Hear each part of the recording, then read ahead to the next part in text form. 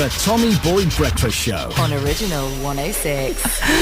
I brilliant. think that before we vote for politicians, we should ask them to get roaring drunk in front of us. Because I actually think they can all hold it, can't they? Yeah. I think they're all party animals, aren't they? Oh, I think of course Gordon they are. knows what to do with a glass of scotch. Of course he, yeah. It's clear that David Cameron used to stay up late.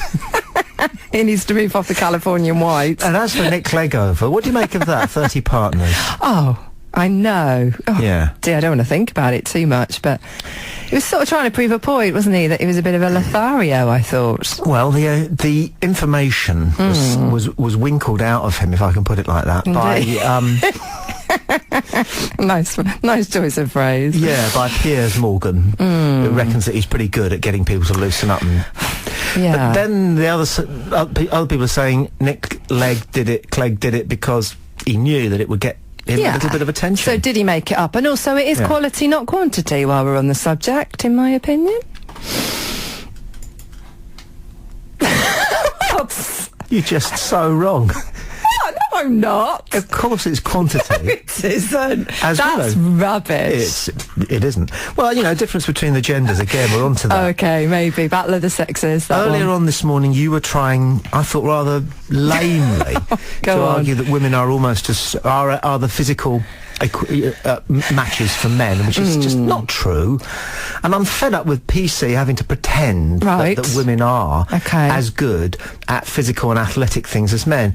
Women are not as strong. They've got other skills, but they're not as strong, as fast. Don't have quite the same hand-eye coordination. I don't know why. It just is the case. Right. Mm. And there's also obviously a difference between the species, because you would rather make love brilliantly and beautifully to the Yes. same man over and over and I didn't over say that. and over. Yes. On the whole. Whereas we are driven by different things, and we don't choose that to be the case, but the simple truth is that even if we were to get off with, Christine Aguilera or any of that lot, our eyes would, after 3 to 6 hours, wander. That long, eh? Yes. No way. To another conquest, because that's how we're built and we can't fight it, so we just own up to it. How do we get onto this? Oh, Nick Clegg. Yeah, 30's not too bad. It's how many? Supposing I no, I won't ask you. Oh, no way. The Tommy Boyd Breakfast Show. Back tomorrow morning from 7. On Original 106. Everybody wake up.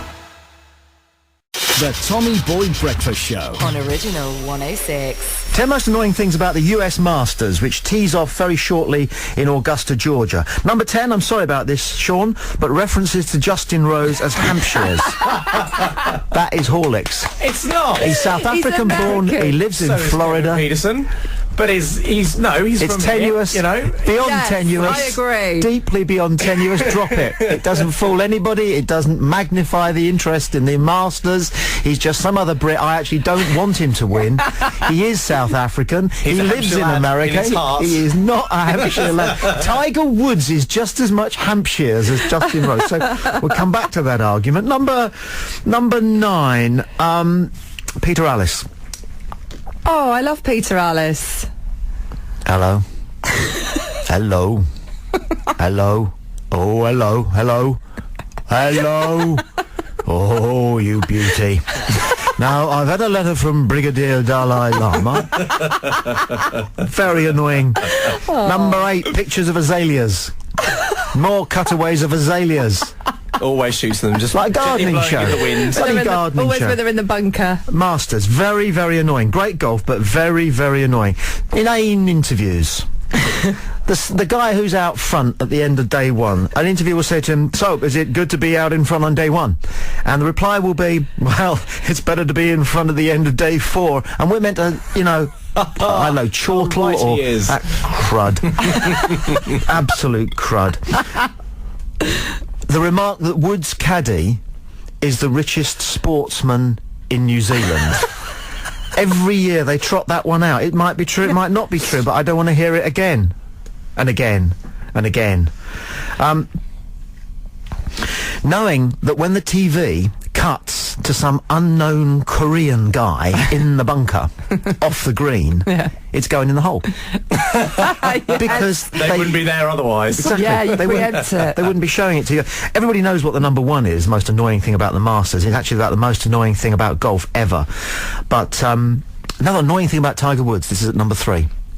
He'll do a great shot to within 5 feet of the pin from 280 yards out, and he'll act annoyed that it doesn't go in. Yes, He does that to make his opponents, it rubs in how good he is. In his book, he acknowledges that it's a tactic he uses. Okay. He hits the greatest shot of the day, Yeah. and then it doesn't go in. He goes, damn! But is that as annoying as the paltry celebrations when it does go in? All Yeah. they do is Yeah. raise a hand, Yeah. a little nod and a thank you. Well, Colin Montgomery mouths thank you, doesn't he? Thank you. He does. He does. Looks like a goldfish landed. Very annoying thing about the Masters. This is number 2. Last year's guy having to put the green jacket on this year's guy. And it makes him look like work experience at Marks and You get a tape Spencer's. measure out, don't you? Yeah. How does that And it goes, holds it out and goes, yeah, it won't shrink. And it's always too tight on Phil Mickelson because every year he's put more weight on. You're just dying for the guy not to be able to get his second arm in the second sleeve. You know, when people they're going round in a circle as he tries to find it. Well, you remember when they did it for Ian Woosnam? He looked like Truman Capote in that coat. Number 1, this is so easy, and then we'll rush to the House Martins and happy hour. The most annoying thing about the Masters, most annoying thing about golf. Yeah. Always. Get in the hole! Those kids still, they do that, still. The Tommy Boyd Breakfast Show. Back tomorrow morning from 7. On Original 106. Everybody wake up.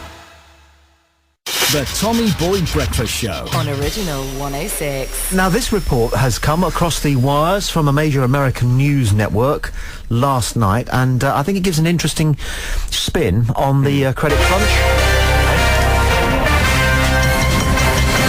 Since September 11th, increased security measures have put a strain on many areas of the economy. But few have been harder hit than the suspicious package industry. Plummeting sales have forced many suspicious package retailers out of business, and those that remain are left wondering if they have a future in the post-9/11 world. Paul Townsend runs All Things Unattended on a bustling street in downtown Albany, New York. He says he used to do brisk trade to the steady flow of pedestrians, but no longer. Used to be a guy would come in here and get a suspicious package for his kid, maybe an unidentifiable container for his wife too. I just assumed it would go on forever. Townsend's family has been in the suspicious package business for more than 50 years. People are afraid to come in. They'll look in the window, but they won't buy anything. They're afraid they're going to get arrested. And it's not just the mom and pop suspicious package stores that are in trouble. Last month, Mysterious Bags and Boxes Incorporated filed for bankruptcy and said in a written statement, "We thank all of you out there for your continued support of our finely made dubious parcels and inscrutable containers." Their corporate headquarters were closed down and imploded earlier this week. It gave me real happiness to hand an oddly weighted, strangely shaped package to a child and look at the excitement on his face. It's the end of an era, and it's a shame, really. The Pentagon has raised the national terror alert level to red as the last of the suspicious package stores hold going out of business clearance sale. An Onion News Network poll today finds that most Americans don't know what they would do in hypothetical situations. I was stood on Havant Station queuing for a ticket years ago. OK, the IRA were operating, and I had a bag with me, and I had to put the bag down, obviously, to get my wallet out and buy the ticket. And this lad came up to me, a British Rail lad. He came up to me and said, "Excuse me, sir, is that your bag?" It's about 18 inches from my ankles. Honestly. Yeah. Honestly. You're right. And I said, "Are you mucking about?" He said, and I could see him go, "A person challenging authority acting as anti-IRA security. I could be in luck here." Yeah. He said, "Is that your bag, sir?" I thought, I better play along here because he's enjoying himself. Yeah. So I said, "Yes." He said, "Would you mind keeping it with you at all times?" I said, "Well, what is the minimum distance then?" I said, "Look, I can put my foot in it from here." He said it was, just keep it with you. And he went away with no irony in the activity at all. But wasn't that Yeah. American report funny? Brilliant, yeah. I take it was a Mickey take. You never know in You're never America. be quite sure, can you? Sean, you never know with you journalists. The Tommy Boyd Breakfast Show. Back tomorrow morning from 7. On Original 106. Everybody wake